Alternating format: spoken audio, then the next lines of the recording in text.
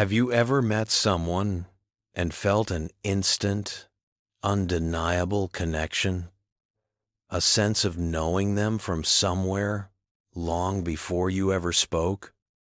What if that feeling isn't just romance, but a whisper from a deeper truth? We often believe love is random, a chance encounter in a vast world. But in the profound wisdom of the Dharma, every significant relationship, especially the bond between husband and wife, is far from accidental. It's a tapestry woven across lifetimes, a convergence of energies meticulously guided by karma. Join us as we explore why your soulmate might not be a happy coincidence, but a profound karmic appointment, carefully orchestrated by the universe itself. Karma, not coincidence. Understanding the universal ledger. In Western thought, we often categorize relationships as products of chemistry, timing, or psychology. But the Buddhist framework offers the profound principle of kama, or karma, which means action. Karma is the universal law of cause and effect, where every thought, word, and deed plants a seed that will eventually bear fruit in this life or a future one. Our meeting with any significant person is never arbitrary. It is the ripening of a karmic seed planted long ago. The deep emotional gravity we feel toward a spouse, the intensity of the initial attraction, or the sudden, inescapable commitment is the force of vipaka, the fruit or the resulting experience of that past karma. The relationship is a meticulously calculated repayment or continuation of an unfinished connection. There is a powerful analogy often shared in traditional teachings. Life is like a busy marketplace. We walk through it, brushing past countless strangers. Yet, only those with whom we share a deep, long-standing debt or bond, those with whom our karmic threads are tightly intertwined, will stop, look us in the eye, and choose to walk the same path, even if only for a short distance. Marriage is the clearest evidence of this phenomenon, where two individuals, often vastly different, are bound by an invisible, mutual contract. 4 types of karmic bonds. The purpose of encounter. Not all karmic bonds are romantic, nor are they all easy. Buddhist teachings categorize these profound connections into 4 primary types of relationship debt, showing that even deep love comes with an inherent purpose or lesson. Debt of affection. This is the bond where one or both parties meet to return past kindness, generosity, and loving kindness. This relationship is often characterized by mutual support, peace, and harmony. They meet to offer comfort and balance. Debt of repayment. This is the connection where one person meets the other to repay a debt of care or sacrifice. The person repaying might be intensely devoted and supportive, sometimes without fully understanding why their love is so selfless. Debt of grievance. This is the challenging connection, where both parties meet to settle past conflicts, anger, or harm. These relationships are often volatile, marked by intense passion, followed by intense pain. They meet not to love, but to exhaust the final vestiges of mutual hatred or misunderstanding. Debt of mixed affection and grievance. Most marriages fall into this category. They are a complex mix of past good and bad deeds, resulting in periods of deep joy and periods of profound struggle. The core lesson here is balance, patience, and learning to transmute old negativity into new compassion.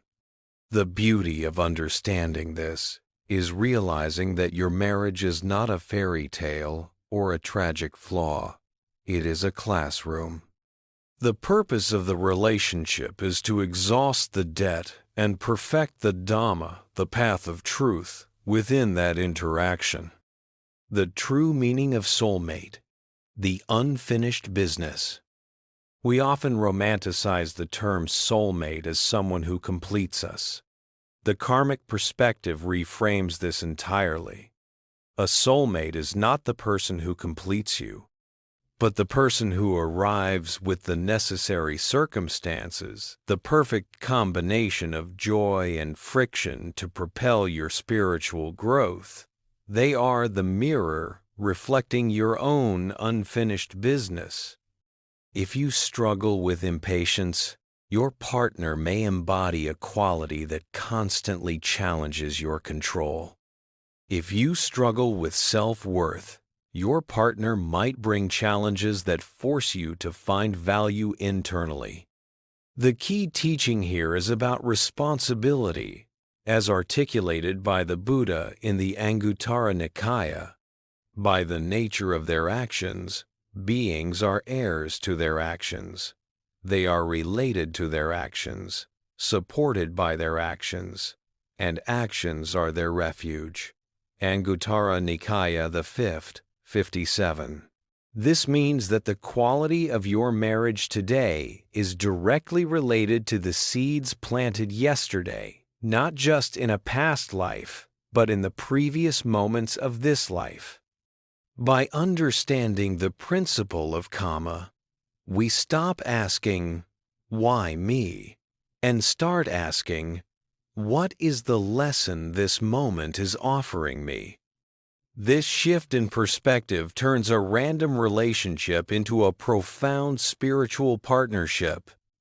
The inescapable dance, suffering as the teacher. If our marriage is a karmic appointment, it means every difficult moment, the arguments, the misunderstandings, the times we feel deeply unseen, are simply the ripening fruits of old, unskillful actions, akusala karma. No one enters a marriage seeking pain, yet pain inevitably arrives. It is the friction necessary to polish the two souls bound together. Crucially, the Buddhist perspective teaches that the past karma dictates the encounter, but the present action determines the outcome.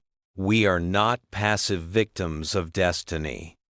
We hold the powerful capacity for satana intention, volition, which is the moral force defining our present karma. We cannot control the vipaka, the fruit, event of the past, but we are absolutely responsible for our reaction to it. When friction arises with our spouse, the old pattern is to react with dvesha, aversion, anger, or raga, craving for things to be different. This reaction simply replants the unskillful seed, ensuring the conflict will repeat, perhaps in the next hour or the next lifetime. The spiritual practice in marriage is to recognize the arising of vipaka and choose a new, skillful response rooted in metta, loving kindness, and khanti patience. From karmic debt to intentional vow, adhitan. The true beauty of a spiritual partnership lies in the transformation from a debt relationship to an intentional vow relationship. A karmic debt means we are forced to be together to settle the ledger. An adhitthana aspiration, or vow, means we choose to be together to grow. The marriage vow, when viewed through the lens of Dharma, is not merely a legal or social contract. It is a profound, shared spiritual aspiration, a promise to use the inevitable difficulties of the union as the very material for awakening. It's a mutual vow to look beyond the temporary personality anatta of the other and see the Buddha nature, the potential for purity within them. The moment a couple consciously agrees that their primary purpose is to help each other achieve liberation, their relationship ceases to be merely personal and becomes a sangha, a sacred community of practice. This active choice stops the recycling of negative karma. We move from being determined by the past to being defined by the future aspiration. The practice of patience and compassion, Khanti and Karuna. The greatest spiritual gifts we exchange in marriage are patience and compassion and Karuna. Patience is the ability to bear difficulties without resentment. When a spouse displays a difficult trait, our first instinct is judgment. Khanti allows us to pause and reflect. This difficulty is the ripened fruit of a past cause. My job is not to punish it, but to meet it with awareness. Compassion extends this practice. When we see our spouse suffering, whether from an external hardship or from their own unskillful mind, we extend the same deep, non-judgmental concern that we would to any suffering being. We realize their flaws are their own dukkha, and by meeting that flaw with karuna, we help both them and ourselves break the cycle. This practice echoes the profound teaching on patience, often found in texts like the Shantideva's Guide to the Bodhisattva's Way of Life. There is no evil equal to hatred, and no spiritual discipline equal to patience. One who is driven by hatred and vengeance will find neither peace nor happiness. Adapted from Shantideva. In marriage, the crucible of daily life provides infinite opportunities to practice this patience. By choosing to respond with gentleness instead of judgment, we consciously sow seeds of skillful karma, kusala kama, ensuring that the future fruits of our relationship will be peace and mutual awakening. The encounter was destiny, but the transformation is a conscious, loving choice. The great illusion. Clinging to a fixed person. One of the greatest sources of suffering in marriage is the refusal to accept the truth of anicca, impermanence, and anatta, non-self. When we marry, we create a mental image of our spouse, their personality, their appearance, their promises, and we cling to this fixed identity.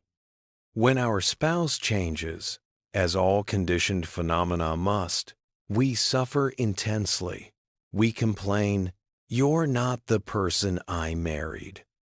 The profound wisdom of anicca teaches us that nothing stays the same, not even for a moment.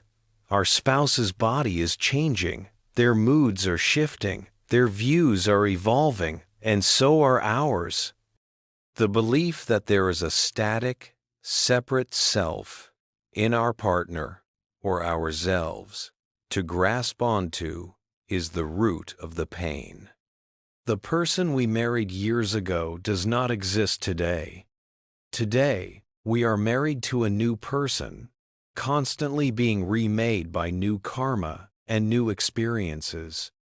The practice here is continuous renewal of the relationship, asking, "Who is this changing being before me today, and how can I meet them with fresh, unbiased awareness?" This releases us from the prison of past expectations and allows us to love the person who is rather than the person who was or should be. The mirror of anatta, seeing yourself in the other plug. The doctrine of anatta, non-self, is particularly challenging, yet essential, in close relationships. If there is no fixed independent self, then the boundary between me and you in the marriage is highly permeable. When we argue fiercely with our spouse, we are often fighting a reflection of our own insecurity, fear, or unacknowledged shadow. Your partner is the most powerful mirror the universe holds up to you. The very qualities in them that irritate you the most are usually the qualities that you deny or suppress in yourself. The intense reaction they trigger is not about their action. It's about your own vasanas, habitual tendencies, being activated. When facing friction, instead of focusing outwards and assigning blame, the spiritual practice is to turn the mirror inward. What part of my suffering in this moment is my own responsibility? This radical honesty is the ultimate act of self-mastery within the marriage. It shifts the dynamic from a battle of egos to a shared practice of mutual awakening. We realize that we are using the relationship to work out our own karma, and our spouse is simply the instrument of that healing. Cultivating deep equanimity, upekkha, the culmination of practicing khanti and accepting anicca and anatta, is the cultivation of upekkha, equanimity, or balanced mind. Equanimity in marriage does not mean indifference. It means having a steady, balanced heart that remains peaceful regardless of the external fluctuations of the relationship, the highs of joy and the lows of conflict. We realize that we cannot control our spouse's actions, emotions, or karma. Our sole responsibility is the purity of our own response. Upekkha allows us to offer loving support without attachment to the outcome. We love deeply, but we do not grasp fiercely. This profound balance is described in the classic Buddhist teachings on the four immeasurables, Brahmaviharas. May all beings be free from attachment and aversion. May they remain in equanimity. From the traditional Metta Sutta, Brahmavihara practice. Applying this to marriage means wishing your spouse well and supporting their journey, but accepting their freedom to follow their own karma, even if that path is temporarily difficult for you. This detachment, paradoxically, is what creates the deepest, most secure form of love, a love that honors the other person's inherent right to their own journey and growth. By letting go of control, we gift ourselves and our partner true spiritual freedom. Beyond dualism, two paths, one destination. By embracing the karmic nature of marriage, we move beyond the superficial dualism of good partner versus bad partner. We recognize our spouse as the unique, perfectly tailored catalyst for our own spiritual purification. The ultimate goal of this shared journey is not mere happiness, which, being anicca, is temporary, but vimutti, liberation, freedom. True freedom in marriage is the freedom from the compulsive need for the other person to be different and the freedom to love unconditionally, knowing that our own well-being is anchored internally in the citta. The two paths of the husband and wife are distinct, yet they spiral toward the same single destination, the exhaustion of suffering and the realization of the unconditioned. The relationship itself becomes a living demonstration of the Buddhist concept of dependent origination, paticcasamuppada. Our actions cause their reactions, which cause our subsequent actions, forming a complex chain of interdependence. By skillfully intervening in this chain with mindfulness and wisdom, we purify the entire flow of the relationship. Practical Dharma practices for the Home Sangha. To sustain this awakened perspective, the Home Sangha must adopt specific, simple Dharma practices.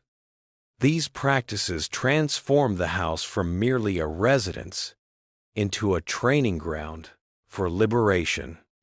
Shared metta practice. Dedicate 5 minutes each morning to silently generate metta loving kindness for your spouse, consciously wishing them well-being and freedom from suffering, especially targeting areas where friction usually arises. This practice preemptively softens the heart. Mindful communication. Before speaking during conflict, observe the satana, intention. Is the intention to blame or to understand? Commit to speaking only when the intention is rooted in compassion and truth, embodying the spirit of right speech, samavata. The gratitude pause. Regularly pause to reflect on the debt of affection your partner has repaid. Remember the moments of sacrifice and support, recognizing that the joy in the relationship is also a karmic fruit of your past generosity. This balances the tendency to focus only on the grievance. Shared silence. Commit to short periods of shared, comfortable silence, perhaps before bed or during a meal. This practice subtly reinforces the inner refuge and the clarity of the citta, showing that the bond is deeper than conversation or activity. The Buddha's teachings provide a clear roadmap for creating a harmonious household, ensuring that the external structures support the inner path. As the Sigalovada Sutta outlines, the duties of the layperson, including spouses, are based on respect, honor, and mutual welfare. The legacy of love, sowing seeds for future lives. Finally, recognizing that the relationship is karmic is a call to conscious, future-oriented action. Everything we do today, the patience we show, the anger we restrain, the kindness we offer, is the seed of the next encounter, the next life. The greatest legacy a couple can leave is not material wealth, but a reservoir of skillful karma that ensures their future connection, if any, is one of purely mutual benefit and shared awakening. By resolving old grievances with wisdom and sowing new seeds of metta, they are actively creating a path towards a higher realm or even the final release from the cycle of rebirth, samsara. The deepest truth of the karmic bond is that the encounter, seemingly random, was designed with flawless precision to deliver the exact curriculum needed for both souls. Once the lessons of anicca, dukkha, and anatta have been absorbed through the crucible of commitment, the final fruit is not just love, but the shared experience of nibbana nirvana, the liberation from suffering, right here in the daily dance of marriage. We have traveled through the deep currents of kama and realized that the person sleeping next to you is not a coincidence, but a mirror reflecting your soul's unfinished business.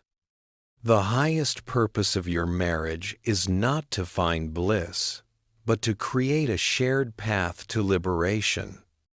By meeting the inevitable friction with metta, loving kindness, and khanti, patience, you transform old karmic debt into the fuel for future awakening. Embrace this profound truth. Every interaction is a chance to sow seeds of peace. Your greatest love story is ultimately a story of shared spiritual freedom. Have you ever reached that true zero point? The moment when the noise stops, the phone stops ringing, and the world goes silent? That dark, lonely chamber where the human ego finally collapses and you realize there is nothing left to grasp. We spend our lives building external castles of success, relationships, and identity, only for one crisis, a loss, a betrayal, a sudden illness to tear them all down. It is in that utter state of absolute despair that the truest journey begins. Because when all external anchors fail, when there is truly no one left to cling to, the only place left to turn is inward. This isn't just about finding God or Buddha. It's about finding the unconditional, indestructible refuge that has resided within your own heart all along. The great unmasking, the illusion of external stability. We live most of our lives constructing a protective shell around our vulnerability. We rely on external sankharas, conditioned phenomena, a career, a marriage, wealth, social status, to define our worth and provide a sense of safety. These external anchors are inherently fragile, built upon the shifting sands of anicca, impermanence. Yet, we cling to them desperately. The darkest hour is the moment the universe pulls the rug out from under us. It might be the sudden loss of a loved one, the diagnosis of a terminal illness, or the collapse of a lifelong dream. The defining characteristic of this moment is the profound realization, I cannot fix this, and no one else can save me from this pain. All the usual coping mechanisms, distraction, blame, frantic activity fail. This is the 0 point. From the Buddhist perspective, this collapse is a painful but necessary grace. The ego, which thrives on control and external validation, is forced to surrender. The facade of the separate, stable self breaks down. This moment reveals the deep truth that the Buddha articulated. Suffering, dukkha, comes from clinging to what is fundamentally impermanent. As long as we believe our well-being resides outside, we are destined for disappointment. The gift of the abyss, finding true solitude. Before we find the light within, we must first confront the void. When we are stripped bare, no titles, no roles, just pure, unadorned existence, we experience a solitude that is terrifying yet honest. This forced isolation, or despair, serves a spiritual purpose. It eliminates all possible external targets for our hope and fear. We often mistake samsara, the cycle of suffering, for reality. When the cycle breaks down violently, we are jolted awake. The Dhammapada teaches us the inherent danger of relying on others or external factors. Look upon the world as a bubble. Look upon it as a mirage. The king of death does not see the person who thus looks upon the world. Dhammapada, verse 170. adapted for emotional context. This verse whispers to us, "The things we cling to are merely bubbles, and when they burst, we suffer.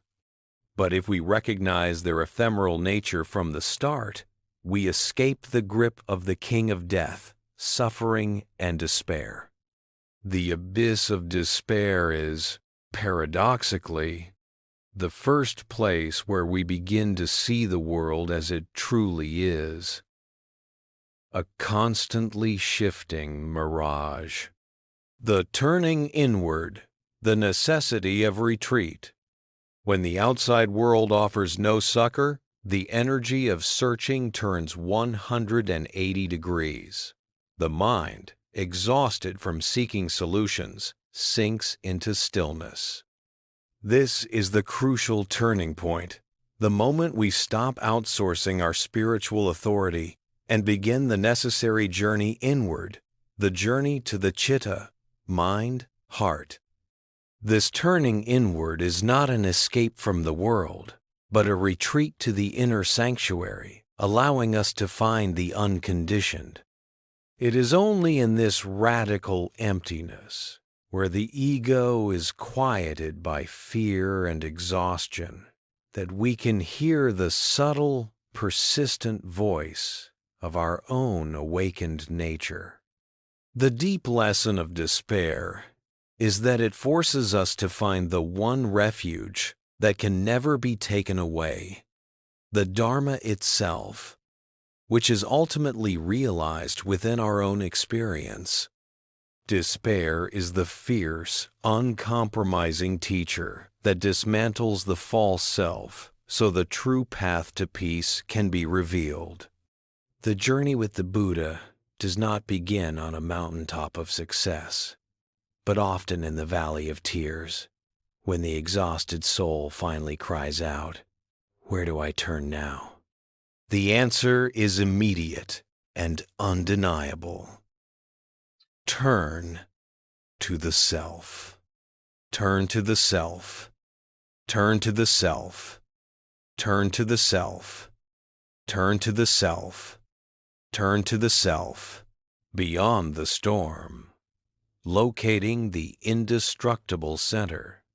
In the darkness of despair, when the exterior world offers only chaos, the energy we conserved by stopping the frantic search now illuminates the interior landscape. This turning inward is the profound moment of meeting the citta, the true heart-mind. Before the crisis, our citta was obscured, cluttered with the debris of expectations, attachments, and transient feelings. The despair acts as a purifying fire, burning away the superficial layers. When we meet the citta for the first time in its naked state, we discover a crucial truth. The suffering is in the clinging to the story of the despair, not in the essence of the mind itself. The citta, in its deepest nature, is described in many Buddhist traditions as luminous, pure, and originally awakened. It is not something we have to create, but something we must simply uncover. The feeling of being utterly alone in our darkest hour is often the most vital precursor to this discovery. When we realize the external supports were illusions, we are forced to recognize the one thing that has never left and never will: the capacity of our own consciousness to observe, to be aware, and to be fundamentally whole. The Buddha's invitation, come and see, ehipassiko. The quality of the Dharma is often described by the term ehipassiko, meaning come and see. This is an invitation, not a dogma. When we are at the 0 point, stripped of all belief systems and certainties, the Buddha's invitation becomes an urgent, practical instruction. Look at your own mind. Do not trust what you are told. Trust what you experience. In that moment of deep quietude and pain, we observe the mind without judgment.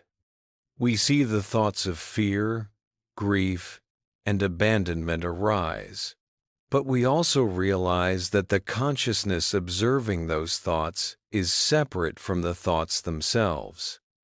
That observing awareness, that space is the true refuge. This truth is beautifully captured in a profound teaching often attributed to the Buddha. Mind precedes all mental states. Mind is their chief. They are all mind-wrought. If with a pure mind one speaks or acts, happiness follows him like a never-departing shadow. Dhammapada, verse 1, paraphrased for context. This verse is a direct pointer to the power of the citta. When we meet the Buddha in our darkest hour, we are not meeting a deity on a pedestal. We are meeting the potential for pure mind within ourselves. We realize that the conditions for happiness or suffering are generated from within, not imposed from without. Our external world may be broken, but our internal anchor remains untouched. The transformation of fear into faith, saddha. Faith saddha. When we were relying on external structures, fear was constant, the fear of loss, failure, or abandonment. Despair is the moment that all those fears are realized, and paradoxically, the energy of fear exhausts itself. When we turn inward and discover the clarity of the citta, fear begins to transform into tries, faith or confident trust. This faith is not blind belief in an external savior.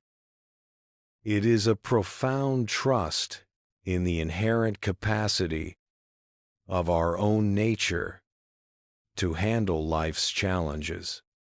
It is the realization that the problem is not the external circumstance, but the internal resistance to the reality of impermanence. The citta, being spacious and unconditioned, can hold the totality of the pain without being destroyed by it. This transformation is the moment of genuine healing. We learn to sit with our despair as a temporary guest, rather than fighting it as a life sentence. The practice of turning inward during crisis turns the despair from a collapse into a catalyst. It is the fierce, gentle grace that clears the path, revealing the Buddha, the awakened one, is the innate wisdom dwelling right here, right now, in the deepest recess of our heart. The furnace of practice, using suffering as fuel. When we are at the bottom, the sheer weight of dukkha can paralyze us. Yet, in the Buddhist path, suffering is not a punitive state to be avoided, but a sacred material to be used. As the Buddha said, he teaches only two things: suffering and the end of suffering. The deepest despair becomes the most potent fuel for transformation because it strips away all distractions, leaving us with raw, undeniable reality. The key practice at this stage is to apply sati, mindfulness, directly to the pain. We stop running from the pain and instead turn to face it with gentle curiosity. When the wave of despair hits, we observe, where is this sadness located in my body? What is the texture of this fear? We observe the emotion not as my life sentence, but as a temporary, conditioned sensation, a cloud passing through the vast sky of the mind. By naming and observing the pain without judgment, we create the necessary space between the observer and the observed thus confirming the purity of the citta discovered in the last stage. This mindful witnessing allows us to embody the teaching of the Dhammapada. Hard is the mind to subdue, swift and flighty. It rushes wherever it lists. The taming of the mind is good. A tamed mind brings happiness. Dhammapada, verse 35. The despair, having tamed the mind by force of circumstance, now allows us to take conscious control of the taming process through observation. From personal agony to universal karuna, compassion. One of the most profound shifts that occurs at the 0 point is the expansion of our focus beyond the personal ego. When our pain is absolute, we recognize the universality of suffering. We realize that the intense, unbearable grief we feel is the same grief felt by millions across time and space. Our personal agony becomes a mirror reflecting the suffering of all beings. This recognition naturally gives rise to karuna, compassion. Karuna is the wish for all beings to be free from suffering. The realization is this: my pain is not unique, and therefore my healing must not be purely selfish. We transform our isolated despair into an engine for connection. A powerful method for this transformation is the practice of Tonglen, taking and sending, often practiced in Tibetan traditions. While sitting with your own sharp pain, for example, loss, fear, you symbolically breathe in the suffering of all those who share that same agony. The taking, acknowledging the shared burden. Then you breathe out relief, peace, and hope. The sending.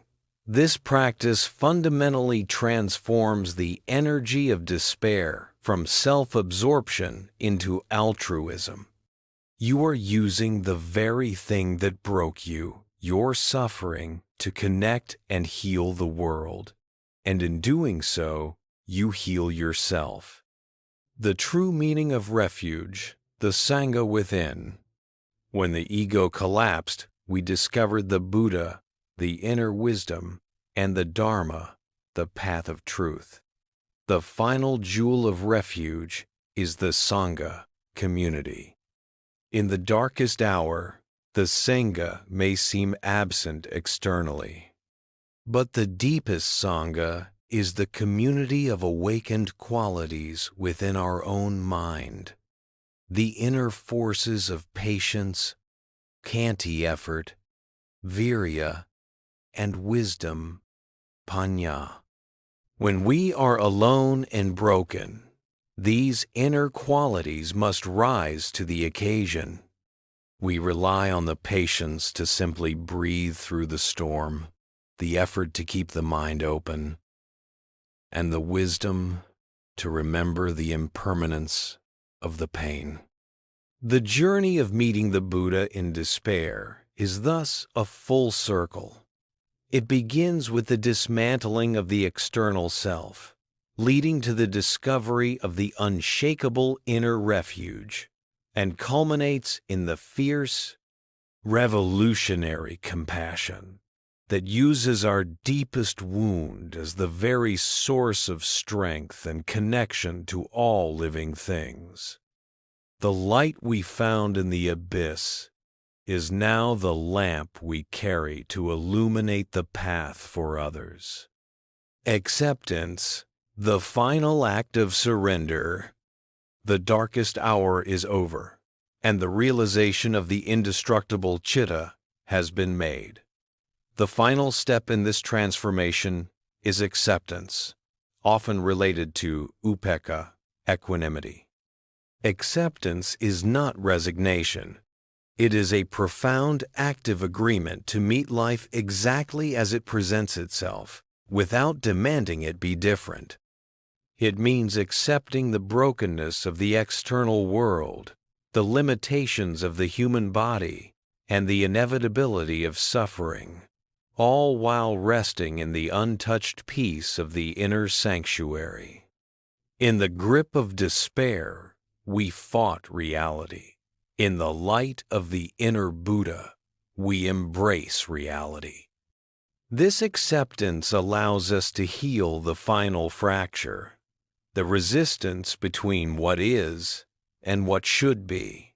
The peace we find is not dependent on circumstances improving, but on the inner realization that nothing outside can truly diminish the brilliance of the awakened mind. The Buddha often emphasized the importance of wise attention, yoniso manasikara, seeing things as they truly are. Acceptance is the fruit of this practice. When we accept the truth of dukkha, we are finally free from the exhausting fight against the flow of existence. The middle way, Majjhima Patipada, in the mundane. After the intense spiritual awakening catalyzed by despair, the challenge shifts from discovery to sustainability. How do we maintain the clarity of the citta and the refuge we found when we return to the mundane world of bills, traffic, and imperfect relationships? This is where the wisdom of the middle way, Majjhima Patipada, shines. The middle way is the path of balance, avoiding the extremes of indulgence and self-mortification. After despair, the extremes can manifest as 1. Spiritual bypass, pretending everything is perfect, ignoring real issues, or 2. Spiritual nihilism, believing nothing matters, retreating entirely. The middle way teaches us to use the awakened perspective gained in the abyss to engage skillfully with the world. We commit to the practice of the Noble Eightfold Path in our daily life. Right view, seeing impermanence, right livelihood, working ethically, and right mindfulness, staying present. We treat external challenges not as threats to our safety, but as training grounds for compassion and patience. We are in the world, but no longer of the world, because our true anchor is internal. The unending refuge, the Sangha we carry. The final teaching of this journey is the enduring nature of the three jewels of refuge, Buddha, Dharma, Sangha. When we were at our lowest, we met the Buddha within our pure awareness.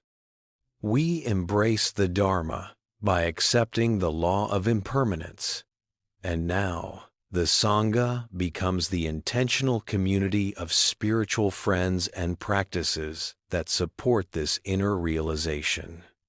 This Sangha includes the external Sangha. Seek out people and communities who hold the same values and remind you of your inherent purity. The internal Sangha.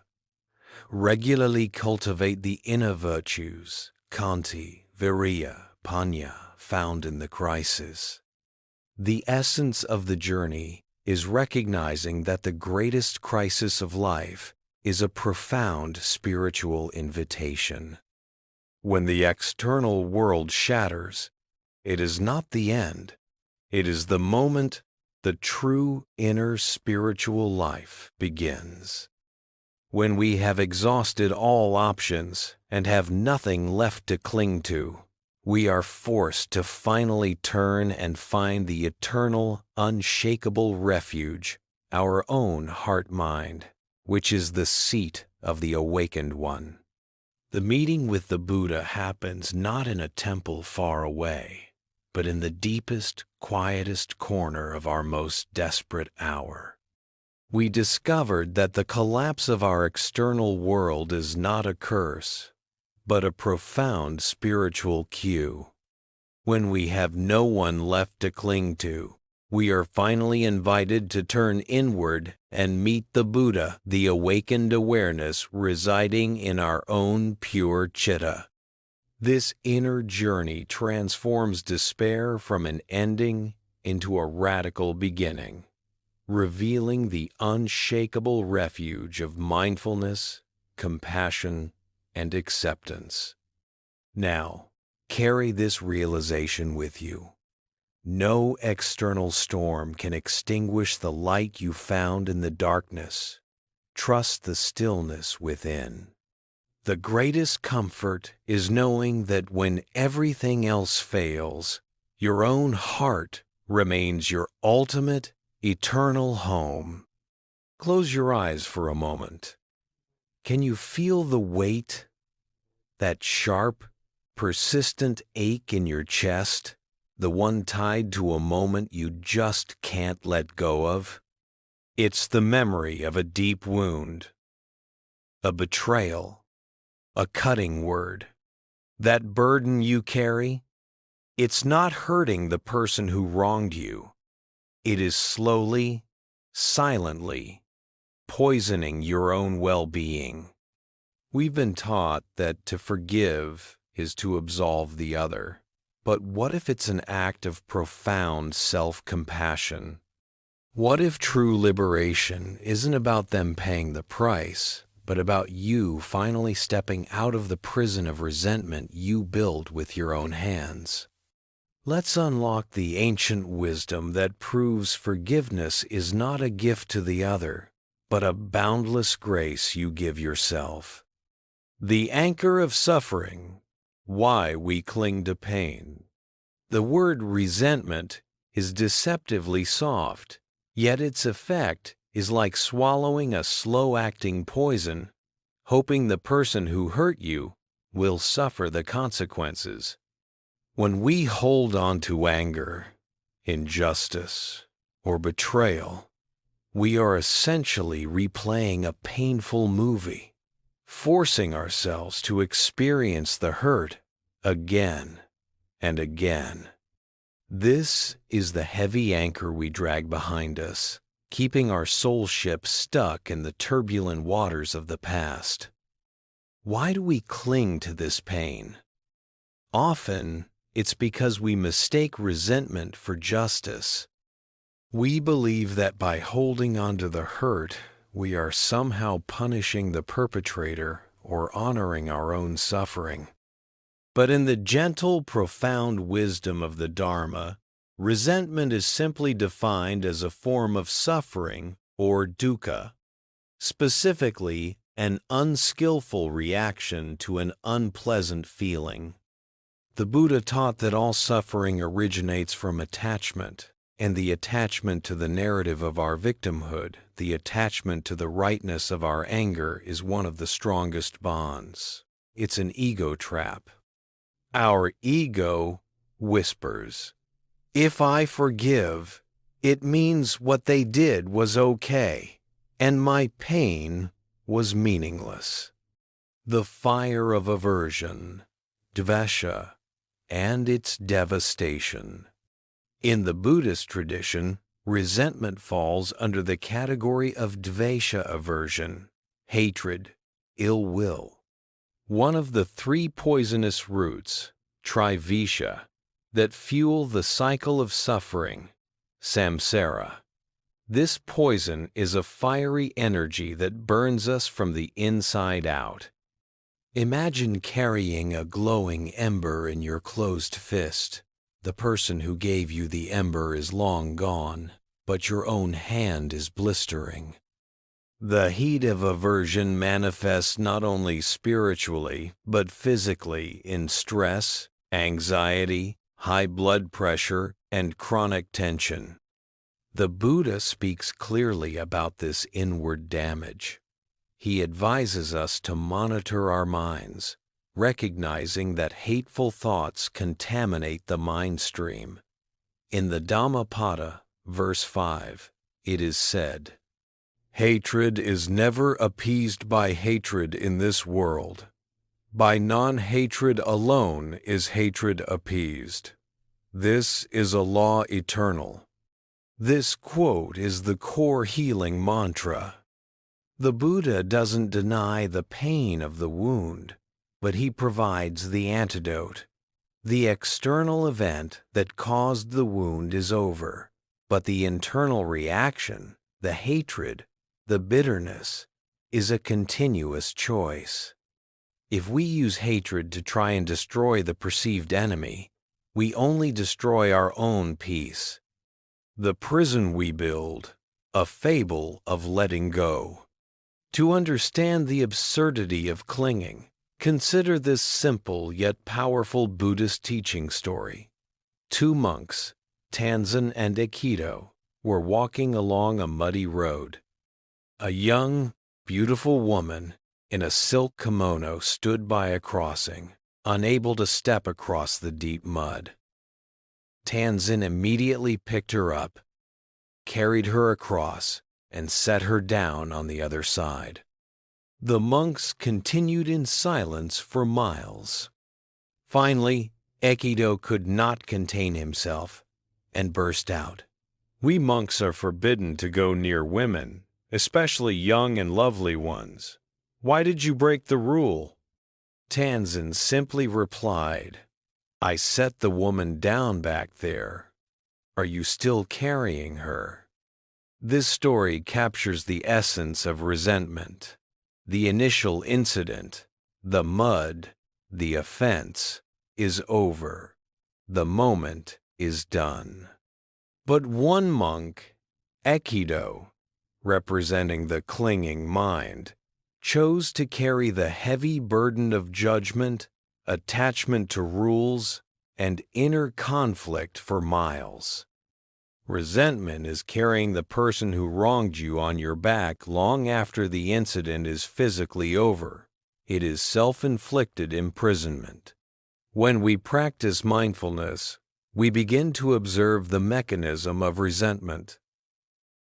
We see that every time we recall the hurt, we are willingly feeding the fire of dvesha.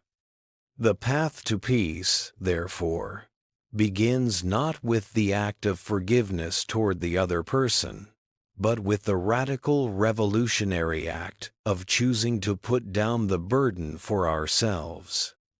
We choose our freedom over our attachment to being right. This shift in perspective is the first crucial step on the shortest path to inner peace. We must become aware that the pain we hold is no longer a consequence of the past action, but a consequence of our current resistance to letting go, reclaiming the power of forgiveness. In the conventional sense, forgiveness often sounds like a transaction. I forgive you, therefore I let you off the hook. This model places the power outside of ourselves, requiring the offender to be remorseful or demanding that we somehow justify their actions. But the spiritual path offers a revolutionary definition. Forgiveness is the radical decision to dissolve the attachment to your own suffering, regardless of the other person's actions or repentance. It is not about condoning the offense. It is about liberating the heart from the need to hold the narrative of the offense as an eternal truth. When we forgive, we are not saying, "What you did was acceptable." We are simply stating, "I refuse to be chained to this moment of the past any longer." The path to this liberation is paved by two fundamental truths of Buddhist wisdom: impermanence and non-self, anatta. The insight of impermanence. Nothing stays the same. The teaching of anicca reminds us that everything is constantly changing. The river of existence flows ceaselessly. The person who hurt you is not the exact same person today, just as the person who was hurt you is also not the same.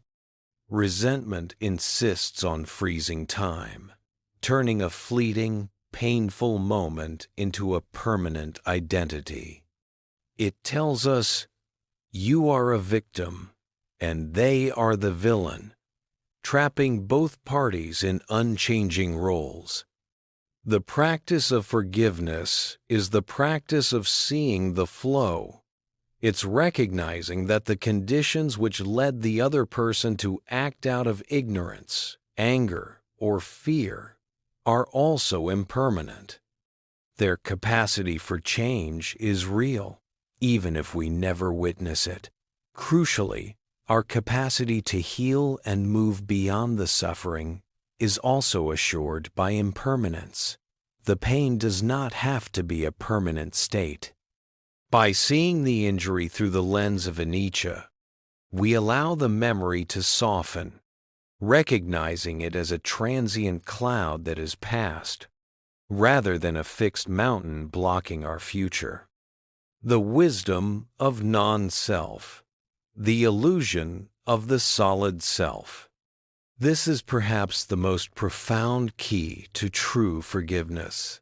Anatta teaches us that there is no solid, separate, permanent self in either the offender or the offended. If there is no fixed, eternal self, then who exactly is the person we are holding the grudge against? And who is the self holding the grudge?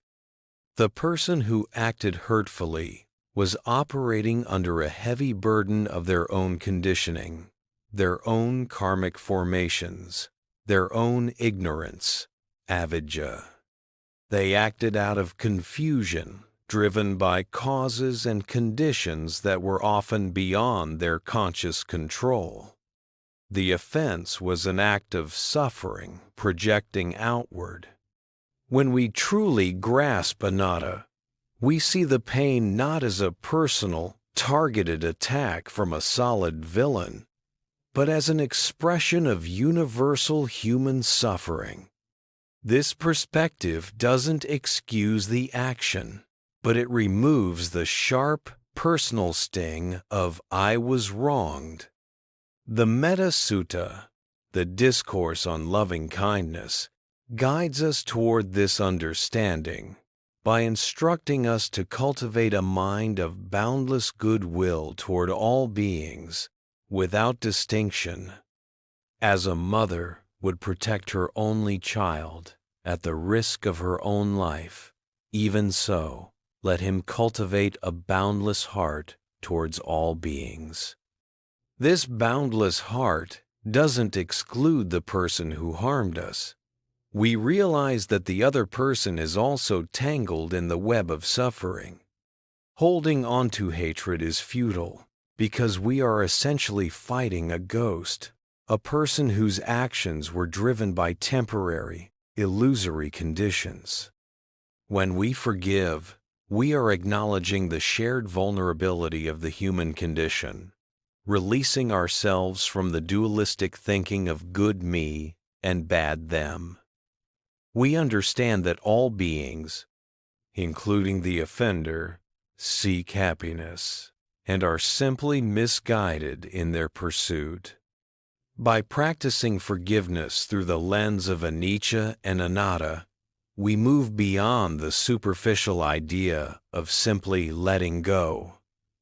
We fundamentally change our relationship with the past. We stop defining ourselves by our wounds and begin defining ourselves by our capacity for compassion.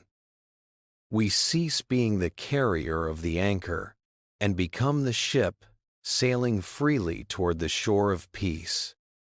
Forgiveness as a metta practice. If resentment is the fire of dvesha, then metta, loving kindness, is the cooling rain that extinguishes it. In the Buddhist tradition, true forgiveness is not just the absence of anger, but the active cultivation of goodwill. It is a creative, dynamic practice that transforms the energy of hatred into the warmth of compassion. This is not easy, especially when the wound is deep. But it is the spiritual workout necessary for liberation. The first step in transforming resentment into metta is to clearly delineate what forgiveness is and is not. Forgiveness is not reconciliation. You do not need to let the person back into your life, nor do you need to forget the lesson learned.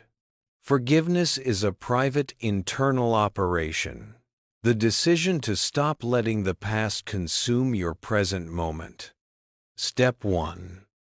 Acknowledging the pain without attachment. Before we can release the offender, we must validate the pain of the offended. Sit quietly and acknowledge the hurt, the anger, the injustice. Say to yourself, I was hurt. That action caused me suffering. It is valid to feel this.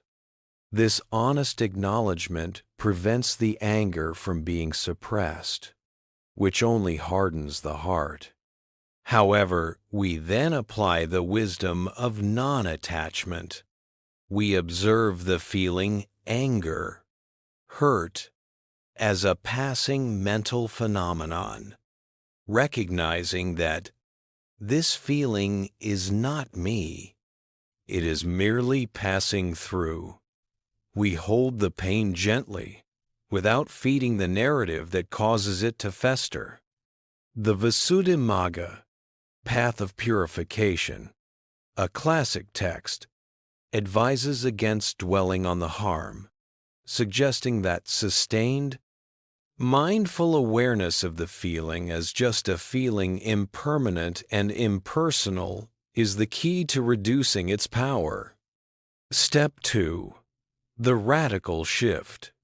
Seeing the human condition.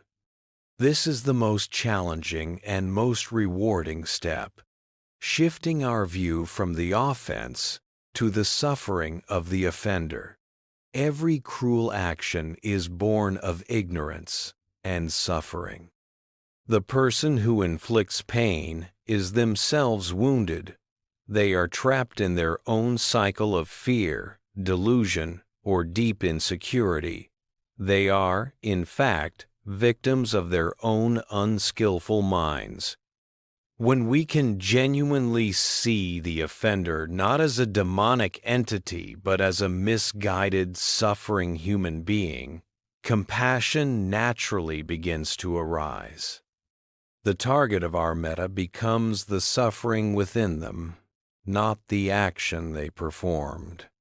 This realization aligns with the core teaching that no being willingly seeks pain. They simply don't know the path to true happiness. In meditation, we can use the practice of sending metta, loving kindness, to the person who caused us harm, beginning with simple phrases. May they be free from suffering. May they find peace and ease. May they be free from their own ignorance. This is not a prayer for their success, but a practice to dissolve the blockages in our own heart. As our compassion expands, the sharp edges of resentment dull, and our heart space softens. Step 3. The path of repaying kindness with kindness.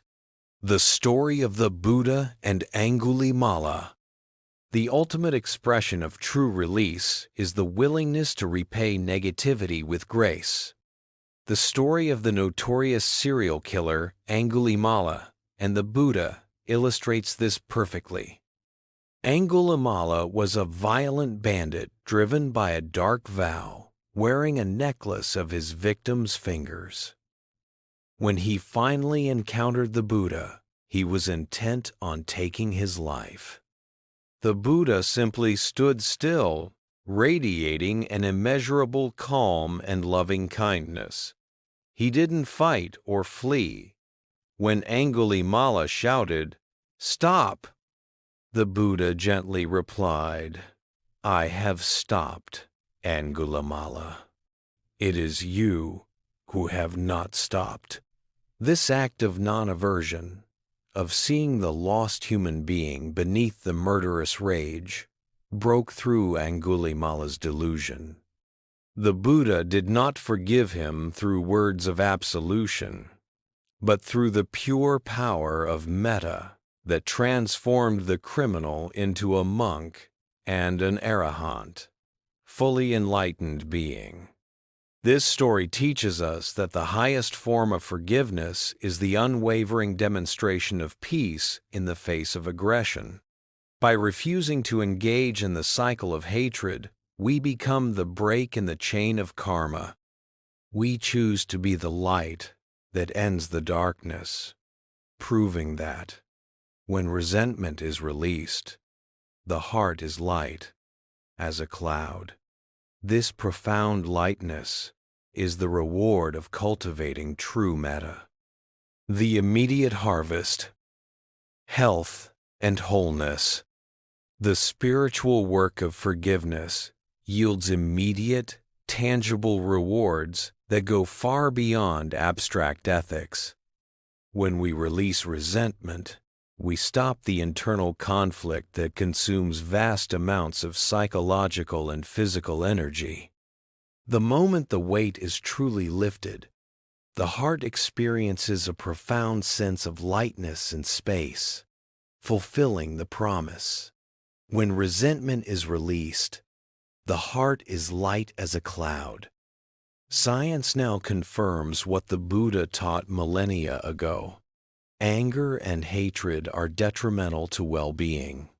Holding grudges triggers the body's fight-or-flight response, flooding the system with stress hormones like cortisol. This chronic state of tension suppresses the immune system, accelerates aging, and is linked to higher risks of heart disease and anxiety disorders. Forgiveness, conversely, activates the parasympathetic nervous system, initiating the rest and digest state. It literally lowers blood pressure, reduces muscular tension, and promotes restful sleep. The path of forgiveness is, therefore, the shortest path to healing, not just spiritual, but physiological. We are not just making a moral choice. We are making a radical, self-preserving choice for our own health and longevity. Returning to the present moment. The power of mindfulness. Resentment lives entirely in the past.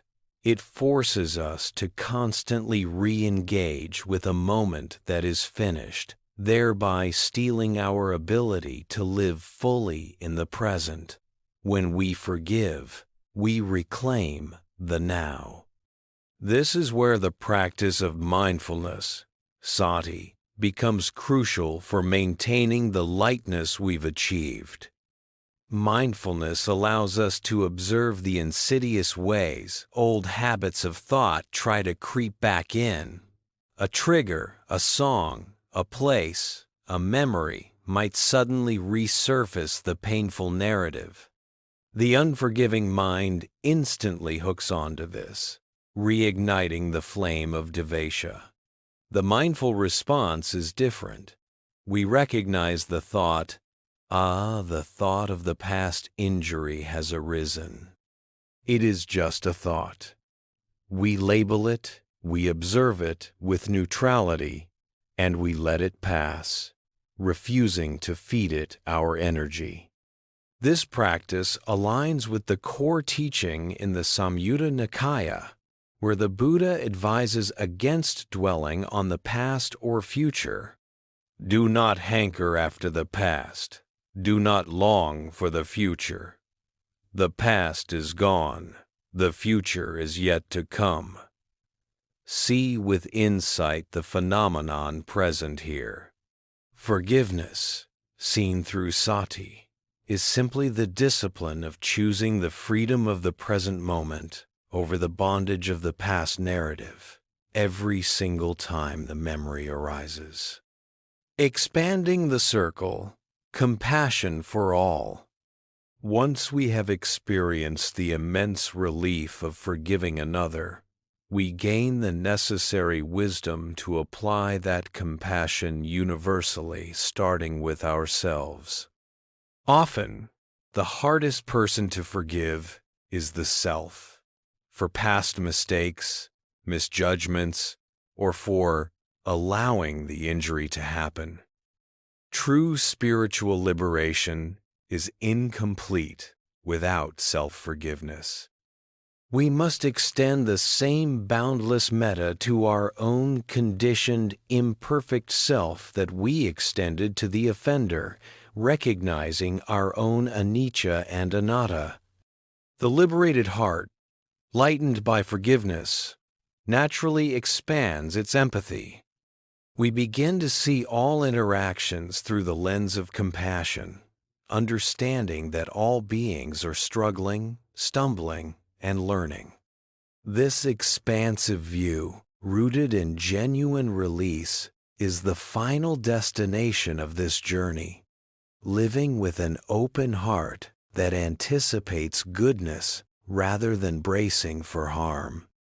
This profound shift from resentment to loving kindness is the essence of taking the shortest path to an enduring peace, confirming the timeless Buddhist view that Anlak peace is not a place we travel to, but a state of being we uncover by letting go. The journey ends not with a grand external event, but with a simple, quiet realization that we are finally free, free from the chains of what happened and free to embrace the beauty of what is. The light heart now moves through the world, unburdened, like a cloud drifting lightly across the vast blue sky. We began by feeling the heavy anchor of resentment, the burden we mistakenly carried, believing it served justice. But through the wisdom of the Dharma, we learned that forgiveness is the master key to our own prison cell. It is the shortest path to unlock to inner peace, because it is an act of radical self-love, embracing the truths of impermanence and non-self. The journey of letting go may be challenging, but the result is a heart unclenched, a mind clear, and a spirit unbound. Choose freedom over fear, peace over punishment. Stop carrying the weight. Lay it down. When you release the resentment, your soul becomes light, soaring effortlessly, just like a cloud passing through the boundless, open sky. Lie down now and let the darkness hold you. Tonight, we gently touch the deepest ache within the human heart, the silent, exhausting fight against change. We try to freeze the beautiful moments and desperately push away the pain. Yet everything flows like water through cupped hands. This fight, this fierce resistance to the universal law of impermanence, anicca, is what keeps the mind restless and the body tense. I invite you to lay down that burden. We will not seek to change your anxiety, but rather, we will learn to trust the river of time. In the wisdom of Votuang, we find not loss, but the profound, soothing safety of the ever-present moment. 1. The river of life. Lie still now and feel the current of your life. Not the drama, not the tasks, but the pure, underlying flow. In the wisdom of the Dharma, existence itself is seen as a river of constant change. Every moment is new. Every sensation is a droplet passing, and every thought is foam on the surface. This is the eternal nature of Vo Thung and Aya, Nothing remains, nothing is static. This constant motion should be the most soothing, most natural realization of all. It means that pain cannot stay, worry cannot stay, and sadness cannot stay. All of it is designed to move on. Yet, deep within the human heart, there is a fundamental resistance to this truth. We learn to cling. We grasp at the moments we love, wishing to hold them forever. We grasp at the feelings we dread, wishing to crush them immediately. This grasping is what the Buddha called tanha, the exhausting, futile effort of the ego to demand permanence from an impermanent world. 2. The foolishness of freezing the flow. Imagine this. Your inner self is a magnificent, powerful river, meant to flow, meant to carve canyons and move mountains. But when the mind encounters a beautiful reflection, a perfect day, a feeling of security, a moment of happiness, it attempts the impossible. It tries to freeze the river. It says, "Stop. Hold this moment. Don't let it change." And when the mind encounters an ugly reflection, a thought of failure, a burst of anxiety, a physical pain, it also tries to freeze the river, to stop the current that might carry the pain further into the future. But the river cannot be frozen without immense pressure. That pressure, that tension between the mind's demand for stillness and the reality of constant change, is what manifests in your body as insomnia, restlessness, and deep-seated fear. You are exhausted because you have spent the entire day trying to hold the ocean still. You are battling the universal law, and the law always wins. 3. The clinging to the self. The most exhausting form of clinging is the attempt to freeze the self. Your mind constructs a fixed image of who you are, the successful professional, the loving partner, the person who doesn't get anxious. It tries to freeze this identity and then constantly defends it against the flowing reality of life.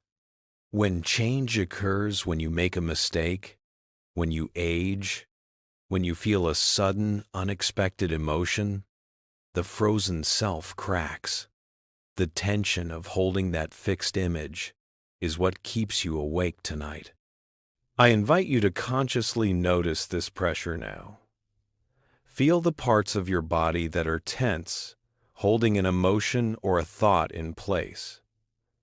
This tension is the ice around your river. You are not holding on to the pain. You are holding on to the idea that the pain should not be moving, should not be changing, should not be here. 4. The first surrender, melting the ice.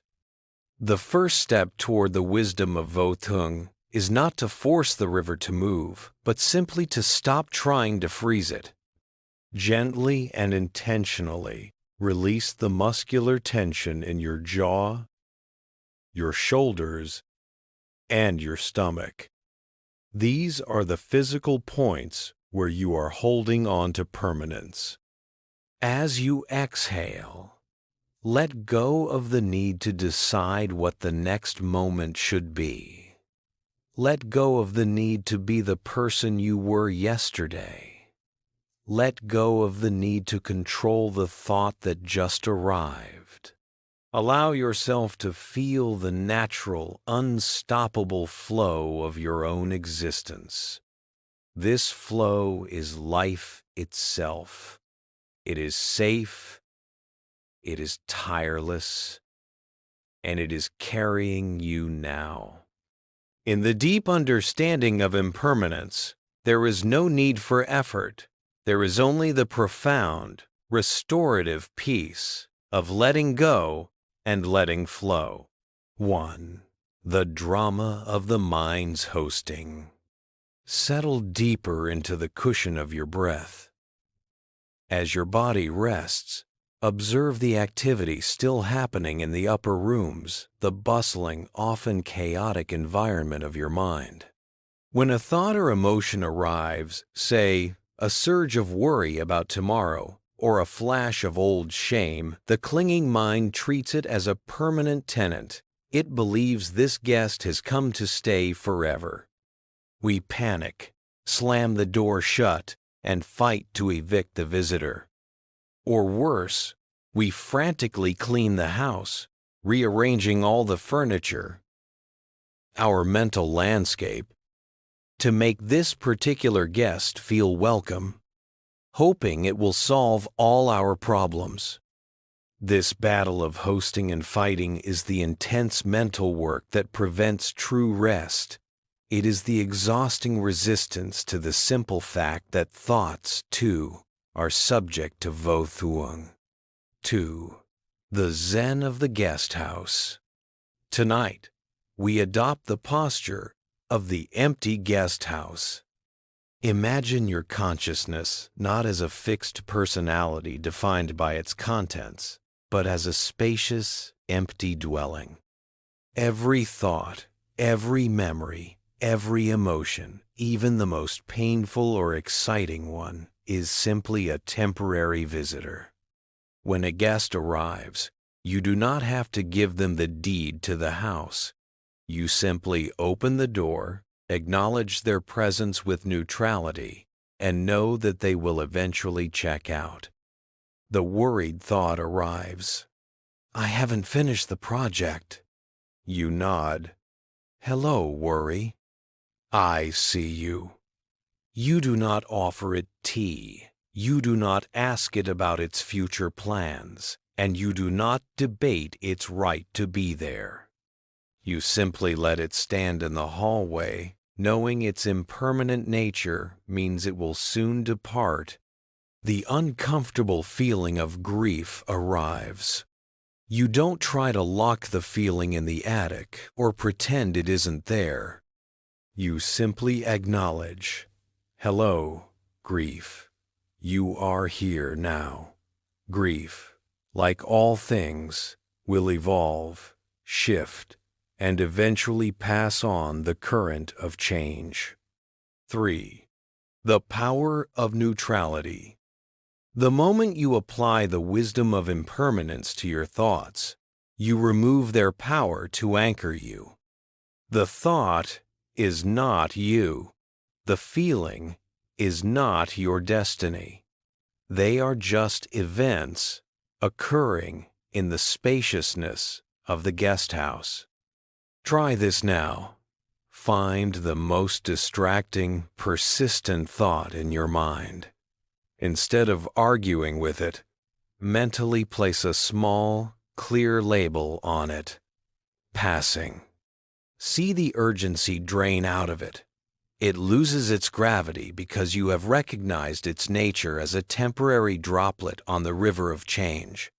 The host is not defined by its guests. The guest house is defined by its unwavering emptiness, its capacity to receive and release without judgment or attachment. 4. Resting in the empty space. Allow yourself to feel the profound relief that comes from non-attachment. You are liberated from the job of perpetual policing and permanent hosting. The house is empty, waiting for the next visitor. But even the waiting is empty, for the visitor may or may not come. This empty space, this neutrality, is the true resting place of the mind. Let the silence of the guest house envelop you. Let the knowledge that every mental event is destined to pass soothe your nervous system. You are safe. You are spacious. You are the unwavering host, resting peacefully in the ever-changing flow of life. 1. The illusion of solidity. As you lie here, feel the physical form that holds you. The clinging mind treats the body as a solid, fixed object, a machine that must remain youthful, pain-free, and predictable. This clinging to the idea of a permanent body is the source of much suffering, particularly tonight. You worry about a chronic ache, a strange sensation, or the simple anxiety of tomorrow's physical demands. But the Buddha taught us that the body, like all things, is merely a collection of aggregates, constantly being born and dissolving. It is not solid. It is a rapid, continuous current of energy, sensation, and chemical change. You are literally never the same person from one breath to the next. 2. The wisdom of the sand, mandala. In the Tibetan tradition, monks spend days creating intricate sand mandalas, beautiful, complex patterns made entirely of colored sand. These works are masterpieces of devotion and detail. Yet, when the mandala is finished, the monks ceremonially sweep the entire structure away, releasing the sand back into the river. Why? To remind us that true beauty lies not in the permanence of the form, but in the perfection of the process. Tonight, see your body as a magnificent sand mandala. The intricacies of your organs, the rhythm of your heart, the structure of your bones. It is all perfectly formed, but also perfectly temporary. The headache that arrived this evening is a fleeting particle of colored sand. The tension in your neck is a beautiful, temporary pattern. The clinging mind wants to solidify these sensations. It says, "This pain is permanent. This fatigue is my destiny." The wisdom of Vothurang says, "Observe the sand shifting. It is already beginning to dissolve." 3. Dissolving the pain of clinging. Focus your attention on the area of your body where you feel the most resistance right now. Perhaps your low back, your jaw, or the tightness in your chest. The pain we feel is often a compound of two things: the raw sensation and the clinging to the idea that the sensation should not be there. It is the frozen river again, demanding that the sand mandala remain perfectly intact. Now, breathe into that area. As you exhale, imagine the sensation, the tightness, the ache, the heat is made of colored sand. Do not push it away. Instead, intentionally let the edges of that sensation blur. Let the definition dissolve. Imagine the wind of your breath gently scattering the sand particles back into the stream of your body's natural flow. The form disappears, but the energy remains, simply flowing onward. This is not denying the sensation. It is merely releasing your demand for its permanence or its disappearance. 4. Resting in the fluidity of being. Sink into the relief of knowing you do not need to hold your body fixed tonight. Let the bones rest heavy, letting go of the need for them to be positioned perfectly. Let the muscles slacken, letting go of the need for them to be ready for action. You are a fluid, dynamic process. You are the continuous dissolution and reformation of the sand mandala. There is nothing to hold, nothing to fear, because everything from the top of your head to the soles of your feet is perfectly subject to Votuang. This fluidity is the deepest possible rest. Let your entire form melt into the mattress, trusting the truth. This too shall pass. This too is changing now. 1. The burden of the story. Lie absolutely still. So still that you can hear the soft, internal hum of the universe. Every waking moment, the mind is busy building a story. This story is an intricate golden cage made of memories, regrets, plans, expectations, and labels. We identify with this story so completely that we forget we are the consciousness, watching the story unfold, not the story itself. The most exhausting feature of this cage is its demand for permanence. The moment you try to sleep, the mind panics. If I let go of the story, who will I be? If I stop planning, what will happen? This clinging to the narrative of may, this belief in a fixed, unchanging self, Ada, is the final and most powerful obstacle to deep rest. 2. The golden cage and the fear of emptiness. Imagine your mind as a beautiful, ornate golden cage. Inside sits the bird of awareness, your pure, unconditioned consciousness. The cage door is always open, but the bird often refuses to fly out. Why? Because the space outside the cage is emptiness, the vast, boundless, non-conceptual space of pure being. The ego, built on the story, fears emptiness because it mistakenly sees it as nothingness or annihilation. It thinks, if I am empty, I will cease to exist.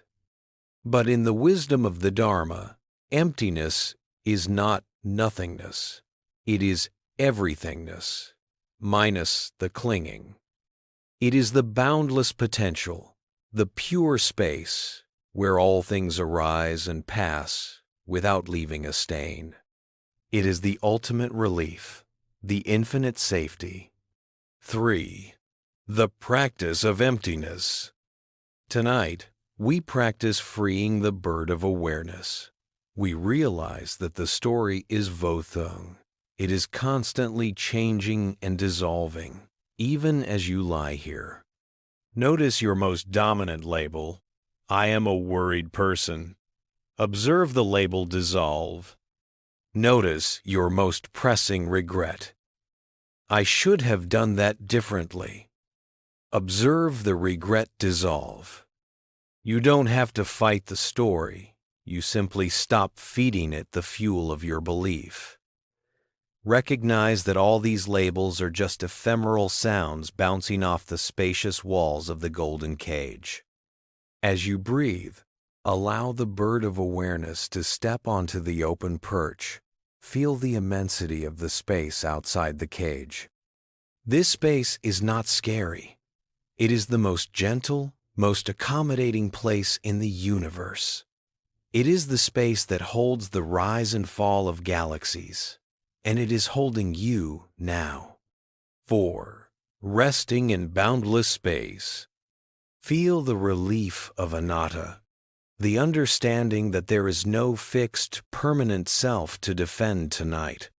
The you who was busy all day is gone. The you who must worry about tomorrow has not yet arisen. All that remains is the pure, soft, unbounded awareness. Let your body sink deeper, knowing there is no fixed center to hold. You are safe in the knowledge that your essence is the vast, silent, emptiness from which all things arise and to which all things return. Let the boundaries of yourself dissolve into the boundless peace. You are the space, not the objects passing through it. Rest now, in the liberation of the great void. 1. The fiction of divided time. Feel the pressure ease as you realize the mind's constant work is primarily the tireless effort of dividing time. It clings to the past, the memory of a mistake, the echo of a happy time you fear is gone, wishing to make those moments permanent. And it grasps at the future, the plan that must be executed, the worry that must be managed, wishing to pull those uncertain moments into the safety of the present. In truth, there is no separate past and no separate future. There is only the continuous, unbroken flow of the now. Yet, we spend our energy trying to stand on two riverbanks simultaneously, pulling ourselves apart with regret and anticipation. This split is the essential tension that prevents the mind from settling into the singular rhythm of sleep. 2. The wisdom of the raft. Tonight, we find refuge on the floating bamboo raft. Imagine you are standing barefoot on a simple, sturdy raft made of bamboo logs, lashed together tightly.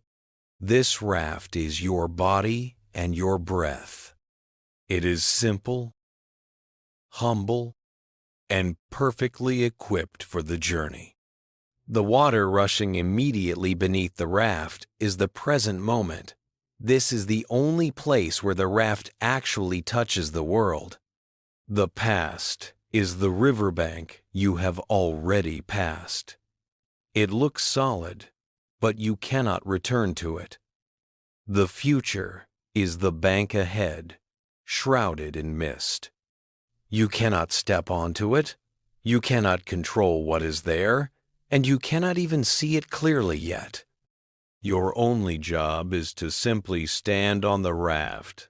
Feel the bamboo beneath your feet. Feel the slight shift of the water right now. This raft is the only thing that is truly real. 3.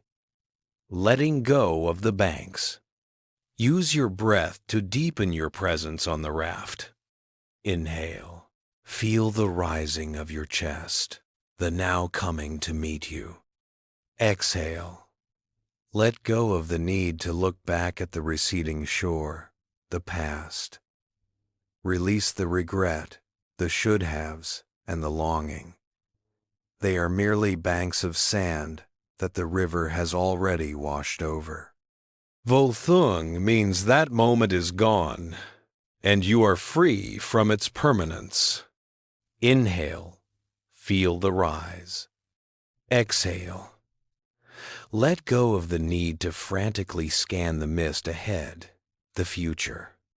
Release the planning, the analyzing, and the need for certainty. That bank will only arrive when the river carries you there, and when it arrives, it will simply become the now beneath your feet. 4. Resting in the continuous now. Sink into the absolute stability of the raft. You are perfectly balanced on the perpetual present. The flow of the river is Vothorng. It never stops. It never judges. It simply is. When you stand still on the raft, you are aligned with that flow. You are resting within the continuous, gentle current of time itself. There is nothing you need to fix from the past, and nothing you need to force in the future. All work, all stress, all clinging belongs to the banks. Feel the peace of the floating raft. Trust the flow to carry you gently through the darkness. The only time that exists is this simple, safe, unwavering now. 1. The heavy chain of fixed identity. Breathe in deeply, and as you breathe out, feel the chain of expectation loosen around your heart. Much of the exhaustion that keeps us awake comes from the relentless pressure of fixed identity. We carry around heavy, detailed labels for everyone in our lives. That person is frustrating. That person is kind. I am a failure. I am a success. The clinging mind demands permanence from relationships. It wants people to behave exactly as they did yesterday, and it fears their evolution. This resistance to the vo-thuong of others creates deep stress. We feel betrayed when they change, and we feel judged when we change. This pressure to be or to make others be something fixed is the exhausting work that never sleeps. 2. The wisdom of the unwritten scroll. Tonight, we adopt the simple, elegant perspective of the unwritten scroll.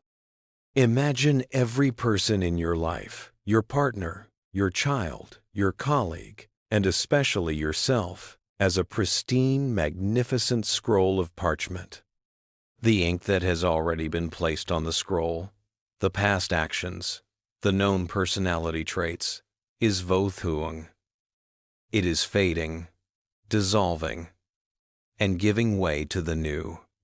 The most vital truth is this: the scroll is always fundamentally empty. It is not defined by the ink that was placed upon it yesterday. It is defined by its boundless capacity to receive the next stroke of the brush. When you look at someone with the eyes of vo-thuong, you cease to see their fixed identity. You see only the potential of the present moment. You stop reading the stale ink of the past, and you simply say, I see the scroll. I don't know who you will be in the next breath, and that is perfectly safe. 3. Letting go of your own label. Now, gently turn this liberating realization inward. Apply the wisdom of the unwritten scroll to the heaviest burden you carry, your own self-judgment.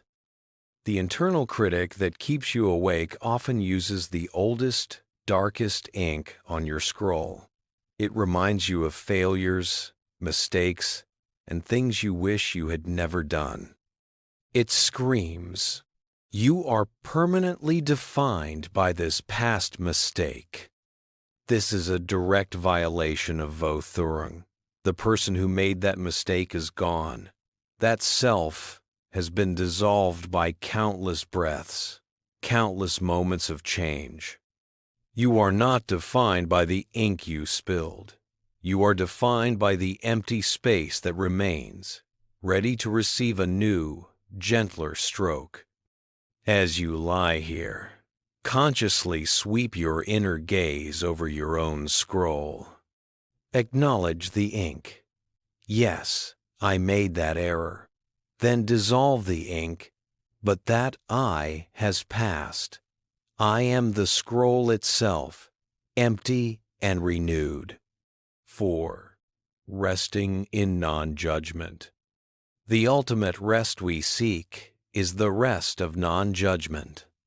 When you release the need to judge yourself and others, when you recognize that every human being is a vo-thuong process, constantly dissolving and reforming, you are released from the exhausting duty of holding them, or yourself, accountable to a fixed past.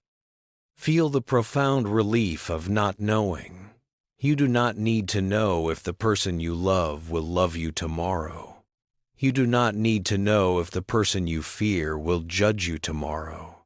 You do not need to know if you will be better or worse tomorrow.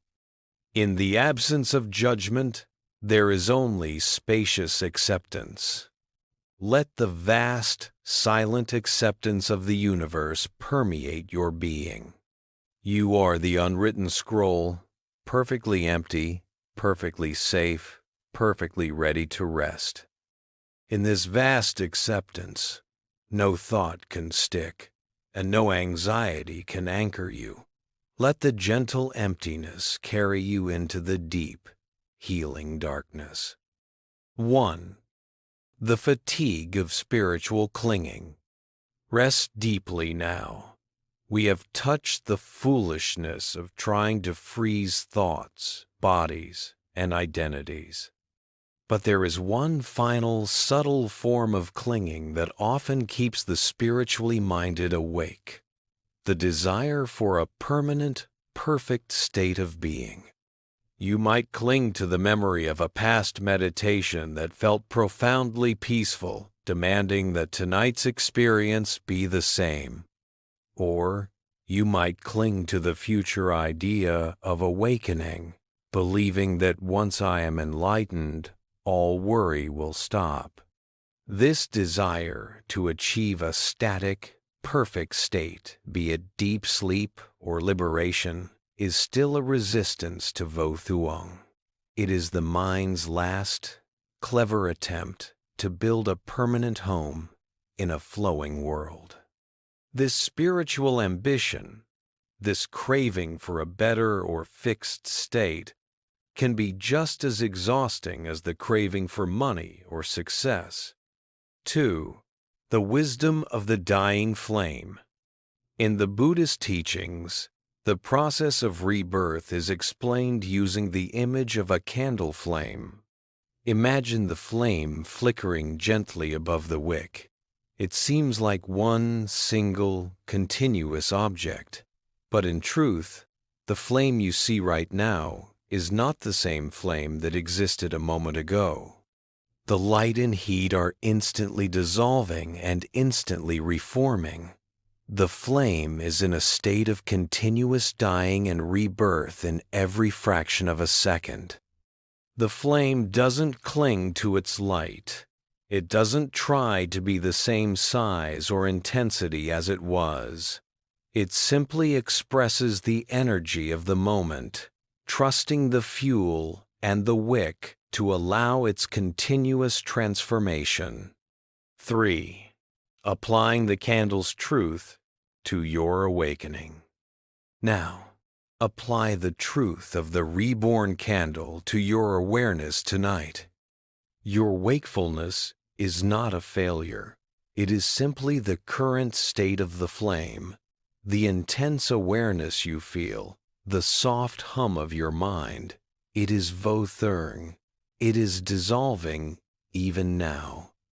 Stop trying to force the flame to be dimmer, deeper sleep, or brighter enlightenment. Instead, just witness the flickering. If a thought arises, watch it burn out and vanish like smoke. If a moment of clarity arrives, watch it dissolve back into the silence. You are the space where the flame flickers, not the flame itself. You are the darkness that holds the continuous rebirth. Relief comes from the moment you stop craving the perfect flame. You are free from the ambition to be enlightened, free from the ambition to be fully asleep. 4. Resting in the process of perishing. Let this profound truth settle. You are not trying to become anything tonight.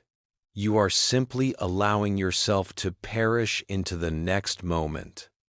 The exhaustion of the day is perishing. The anxieties are perishing. The memory of the you who laid down an hour ago is perishing.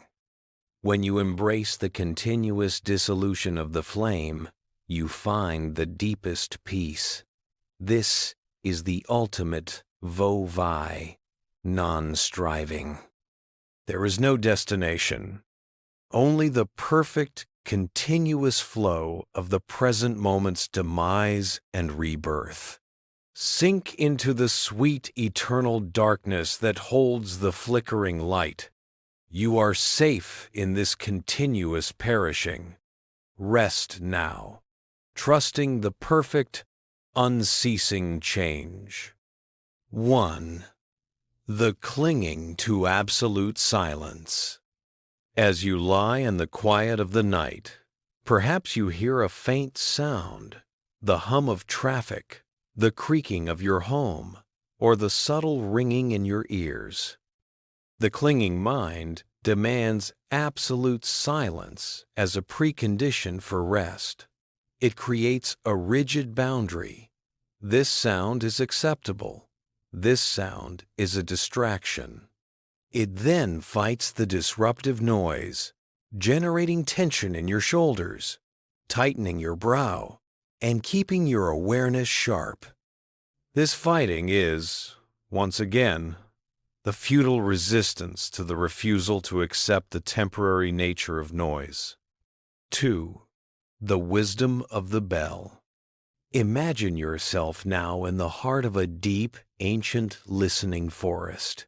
The forest does not judge the sounds that enter it. It accepts the harsh snap of a branch, the gentle sigh of the wind, and the sudden cry of an owl. All sounds are treated equally by the silence that surrounds them. Now, imagine a large, perfectly cast Zen bell being struck in the distance. First, the striking. A sharp, immediate moment of sound, the arising. Then, the long decay. The sound waves begin to dissolve, stretching thinner and thinner. Finally, the return.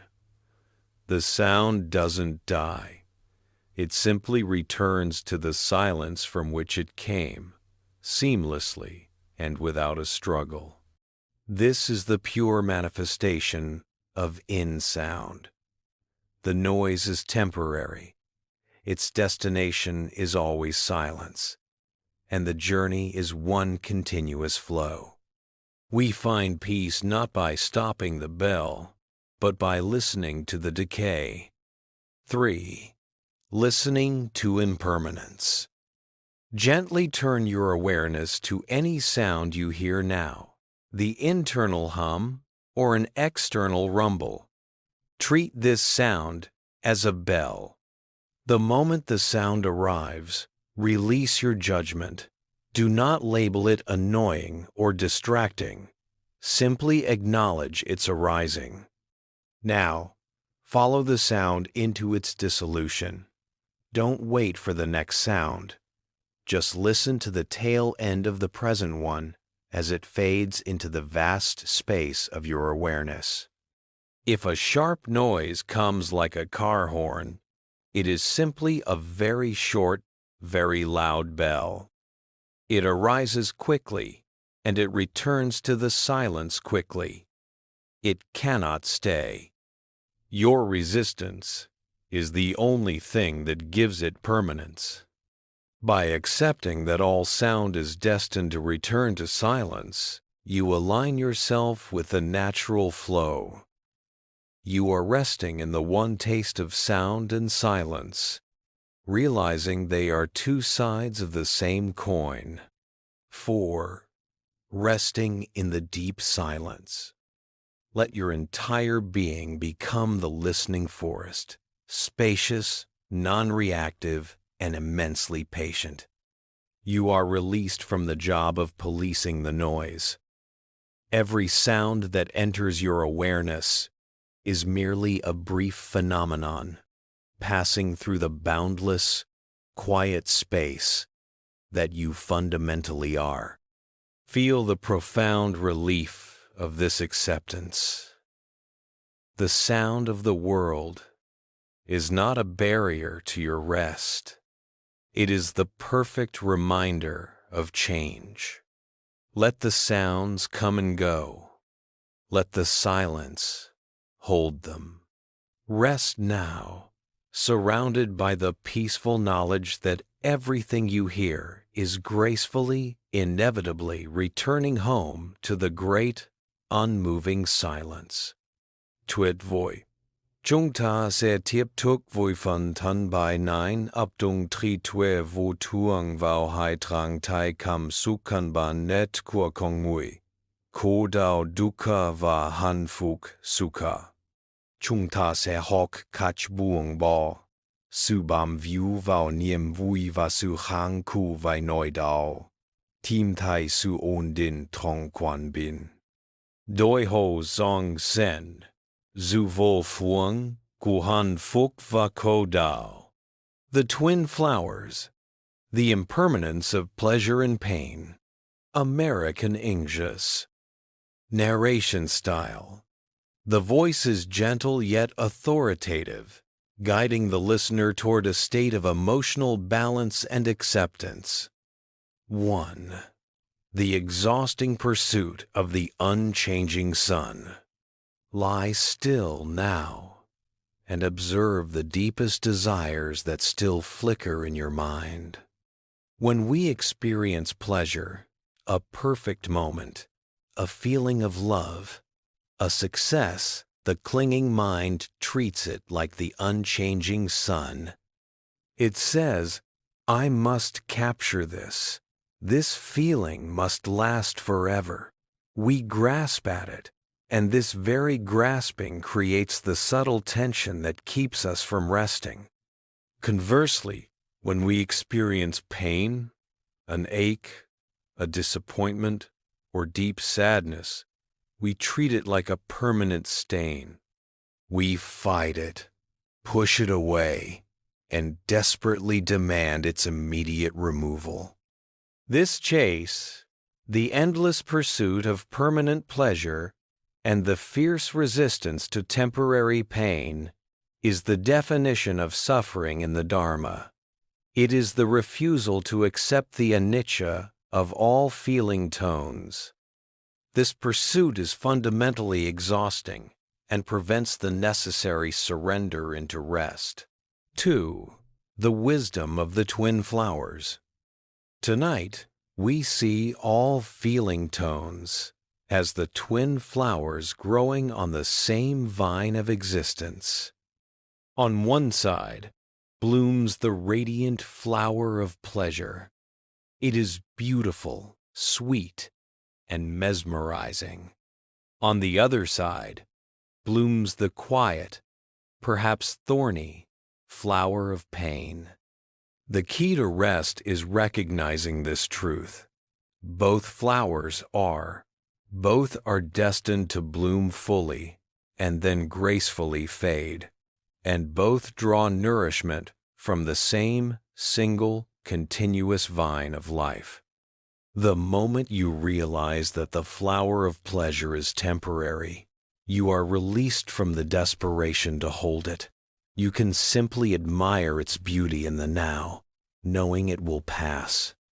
This releases the tension of grasping. The moment you realize that the flower of pain is temporary, you are released from the desperate need to fight it. You can simply acknowledge its thorny presence, knowing it is already dissolving. This releases the tension of resistance. 3. The balance of equanimity. Upekkha. This recognition leads us to the heart of Zen practice. Upekkha, equanimity, or the state of perfect, unwavering balance. Equanimity is not indifference.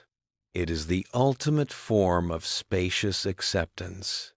It is the calm realization that the rising and falling of both joy and sorrow are merely the natural breath of life. Now, gently bring your awareness back to your present feeling tone. It may be boredom, restlessness, peace, or a mixture of all three. Do not try to enhance the pleasant parts or diminish the unpleasant parts. Simply look at the current feeling tone and softly whisper, "This too shall pass. This too is." As you look upon the feeling tone with the clear eyes of equanimity, you cease to be the victim of the experience. You become the witness who rests peacefully on the vine, observing the twin flowers gently swaying in the wind of change. 4. Resting in the flow of feeling. Sink into the relief of knowing you do not have to achieve permanent happiness tonight. You do not have to eliminate all residual anxiety. You simply need to accept the flow of feeling exactly as it presents itself. Let the subtle waves of sensation, the rise of restlessness, the fall of a pleasant warmth wash over you like the gentle tide. Every wave it comes, it peaks, and it returns to the ocean. You are safe in the knowledge that no emotional state, no matter how intense, can anchor you indefinitely. You are the continuous, flowing vine. Rest now in the ultimate balance of the Dharma. Trust to carry away the burdens of pleasure and pain, leaving behind only the deep, silent peace of the ever-changing now. 1. The time to leave the raft. You have traveled far tonight, supported by the sturdy bamboo raft of the present moment. You have explored the frozen river of resistance, cleaned the empty guest house of demanding visitors, and witnessed the gentle dissolution of the sand mandala that is your body. Now, the journey is nearing its sacred destination, the great homecoming to unknowing. In the teachings of impermanence, there is one final, essential letting go. The letting go of the teachings themselves. All the words, all the metaphors, the raft, the scroll, the bell, they were merely fingers pointing toward the moon. You do not need the fingers now that you are standing beneath the full, silent radiance of the moon itself. 2. The final anicca, trusting the dissolution. We must realize that even the feeling of peace is subject to anicca. It too will dissolve into the unconsciousness of sleep. Do not cling to the peace you feel now, or you will remain suspended between rest and waking. The final act of surrender is to allow your awareness to dissolve. Feel your body becoming impossibly heavy, so heavy that the edges of your form begin to blur. Imagine you are no longer a solid body, but a collection of pure, warm water being poured slowly into the vast, still ocean of the night. The water of your anxiety dissolves. The water of your effort dissolves. The water of your identity dissolves. There is no longer the need to maintain shape or boundary. You are simply merging with the immensity of the ocean that already holds you. 3. The ultimate safety of unknowing. Let go of the need to control the transition into sleep. Impermanence means that this shift, this letting go, is happening perfectly right now, without your interference. You do not know when the moment of sleep will arrive. You do not know what tomorrow will bring. Embrace this unknowing as the ultimate form of safety. There is nothing to plan for, nothing to prepare for, nothing to fear. You are completely free. Let go of the voice of the guide. Let go of my words. Let the sound of my voice dissolve into the silence, just like the ringing of the bell. You are perfectly safe without external guidance. 4. Resting in the arms of anicca. This vast, dark space is the true nature of anicca, the continuous, loving, effortless flow of change. It is holding you, rocking you gently in its eternal rhythm of dissolution and renewal. Sink into the comfort of this absolute truth You are impermanence. You are change itself. And because you are change, you cannot be harmed by change. Let your breath deepen. Let your mind still, and surrender your final fragment of control. Homecoming. Let go. Let go. Let go. The teaching is now complete. You have recognized that your deepest rest comes not from freezing the world, but from trusting the flow. Every breath is a change. Every sensation is a release, and every moment is an invitation to begin again.